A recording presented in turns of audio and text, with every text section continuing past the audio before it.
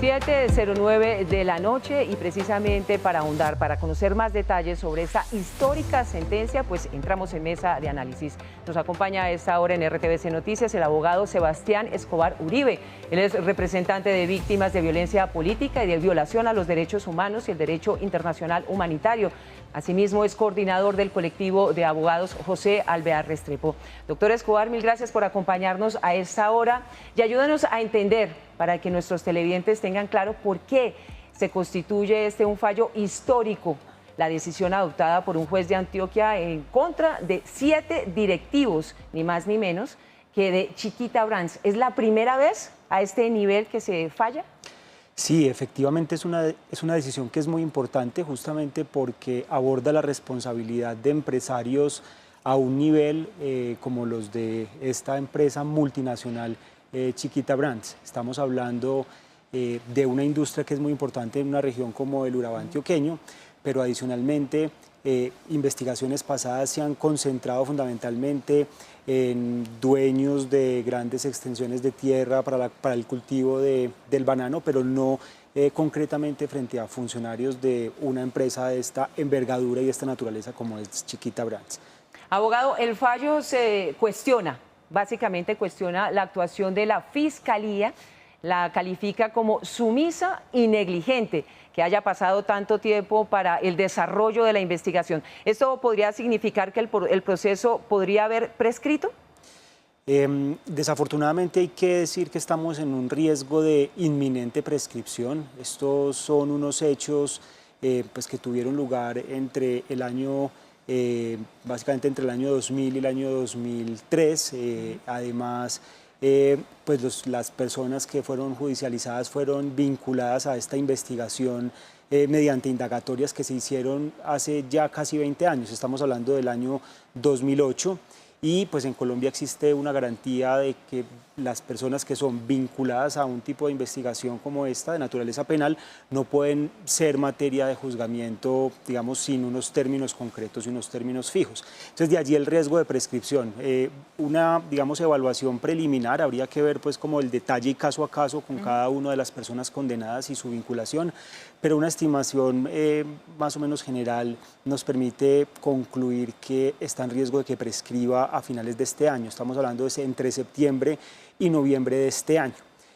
Además es una decisión que hasta hoy se adopta en una primera instancia. Es un juez especializado de Antioquia, como se ha venido señalando, pero todavía las personas condenadas pueden activar los recursos y acudir entonces al tribunal.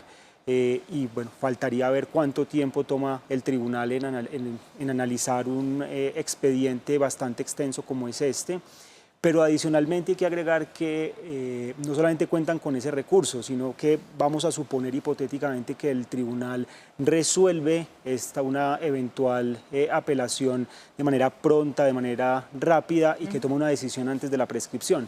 Todavía las personas que fueron condenadas en esta decisión podrían activar el recurso extraordinario de casación y con eso pues ya prácticamente sellar la prescripción de esta investigación. Abogado, ¿qué opinión le merece el calificativo o el cuestionamiento que hace el juez de Antioquia, donde califica que la Fiscalía actuó de manera sumisa y hasta negligente en este proceso, cuando estaba la información, el proceso investigativo y no se actuó de manera inmediata o acuciosa?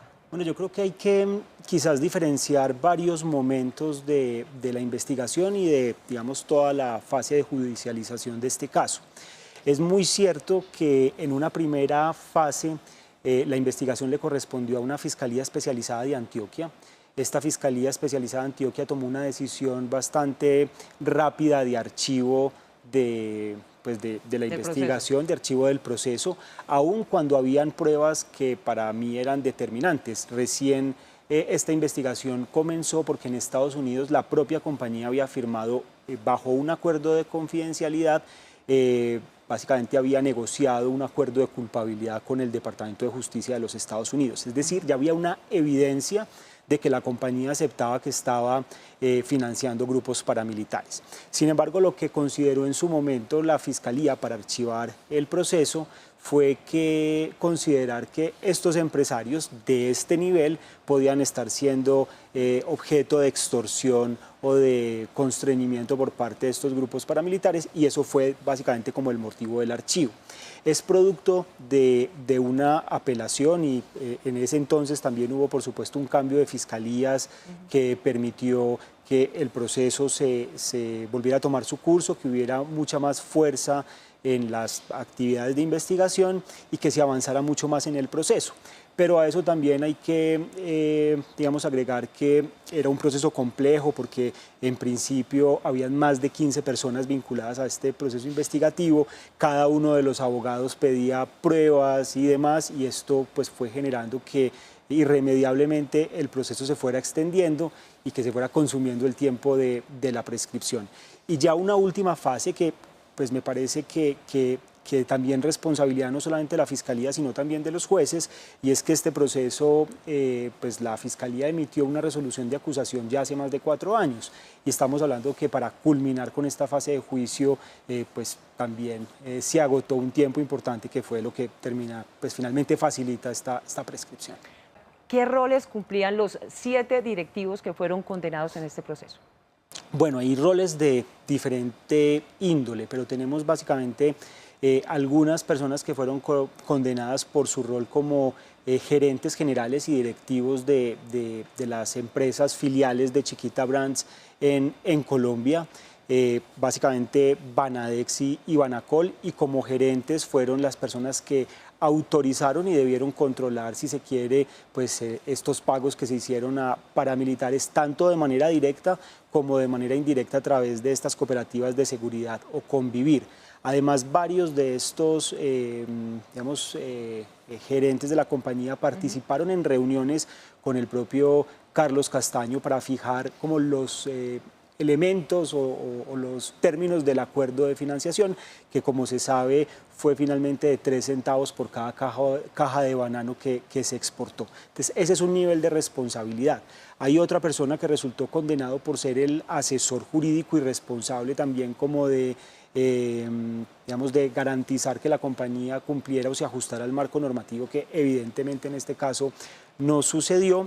Y también se condenó a los contadores de la empresa que diseñaron internamente como los mecanismos contables para facilitar los pagos a los paramilitares sin que fueran pues fácilmente detectados por las auditorías, por ejemplo, con conceptos vagos como seguridad y demás, y a la persona responsable de la seguridad de la compañía, que era quien tenía una relación más directa con los grupos paramilitares, les permitía patrullar dentro de las fincas de la empresa. Y no hay que olvidar que es una sentencia, por supuesto, que aborda la financiación a grupos paramilitares, pero son grupos paramilitares que fueron responsables de graves crímenes en esa región, en el Urabá, en el Magdalena, pero en el Urabá particularmente, donde hubo un patrón muy fuerte de agresiones en contra de los trabajadores bananeros, especialmente los trabajadores sindicalizados, muchos de los cuales además pertenecían al movimiento político de la Unión Patriótica. Doctor Escobar, una pregunta. ¿En el país avanzan otros procesos por financiación de grupos paramilitares por parte de empresas o conglomerados industriales? ¿En Colombia responsables de este tipo de delitos todavía están en la impunidad y no han respondido ante la justicia? Aquí el déficit y diría que la impunidad en este tipo de crímenes es básicamente la regla. Desafortunadamente no hemos contado con mecanismos eficaces de justicia ni ordinaria ni transicional que aborden la responsabilidad de actores empresariales, de terceros civiles que financiaron o patrocinaron muchos de los crímenes que se cometieron en Colombia en el marco de la violencia política. Desde la Jurisdicción Especial para la Paz hay intentos, pero hay que recordarle a la audiencia que fue justamente la Corte Constitucional que cerró esa posibilidad para que estas personas tuvieran que acudir obligatoriamente ante la jurisdicción. Y muchos de ellos, incluidos estos empresarios de Chiquita, decidieron no acudir a la Jurisdicción Especial para la Paz porque sabían que tenían la ventana, esa otra ventana de impunidad por medio de la prescripción. Y otro, digamos, escenario en el cual hay muchas deudas es lo que se llama o se conoce en el ámbito judicial como las compulsas de copias que salieron de la jurisdicción de Justicia y Paz, que es a donde acudieron muchos de los comandantes y de los integrantes de grupos paramilitares y entregaron información sobre esas empresas que les apoyaron. Como Justicia y Paz no tenía competencia para investigar a esos civiles, eso implicó que tenían que trasladarse las denuncias hacia otras fiscalías. Hubo muchas promesas, entre esas las del entonces fiscal Néstor Humberto, pero desafortunadamente esas investigaciones ni han sido efectivamente priorizadas y no han dado los resultados que pues, la sociedad colombiana, las víctimas y nosotros esperamos. Precisamente, ¿cómo recibieron las víctimas este fallo? Pues es un fallo que lo recibimos de una forma, decía yo, agridulce, porque sí creemos que es un fallo histórico en términos de verdad, de reconocimiento de pues, un aspecto bien importante que tiene que ver la financiación por parte de actores económicos de estas estructuras armadas paramilitares, pero desafortunadamente pues, con la amenaza de prescripción y con la amenaza de que esto no pueda hacerse en la práctica efectivo. Queda una sentencia pues a manera de memoria y a manera de condena social frente a estos actores y esperamos que sea pues recibida por el país y por la sociedad de una forma tal que estos crímenes ojalá no vuelvan a ocurrir en nuestro país. Rápidamente le voy a hacer la pregunta porque sé que este es otro proceso que se está llevando en los Estados Unidos y tiene que ver con la indemnización a las víctimas. ¿Cómo se va a desarrollar rápidamente esta indemnización a las víctimas? Bueno, yo no soy parte en el proceso en los Estados Unidos, lo que sé lo sé básicamente por información también de prensa, pero lo que tengo entendido es que también en Estados Unidos es una decisión hasta ahora de primera instancia. Okay. Y lo que tengo conocimiento es que la compañía ha apelado la decisión y se espera ahora que una corte de un distrito en la Florida tome una determinación en segunda instancia. También sabemos, como por la experiencia, que las compañías que tienen bastantes recursos para su defensa logran llevar también estos procesos hasta unas instancias en las cuales las víctimas no tienen ni la capacidad económica ni mucho menos los medios para poder, digamos, acceder. Entonces no sería nada descabellado que un caso como estos pueda llegar incluso hasta la Corte Suprema de los Estados Unidos. Es el abogado Sebastián Escobar Uribe. Mil gracias por acompañarnos a esta hora y por supuesto por ayudarnos a entender la histórica decisión que toma la justicia, un juez en Antioquia frente a las víctimas en un caso tan importante que la financiación de los paramilitares. Continúa y avanza la información aquí en RTVC Noticias.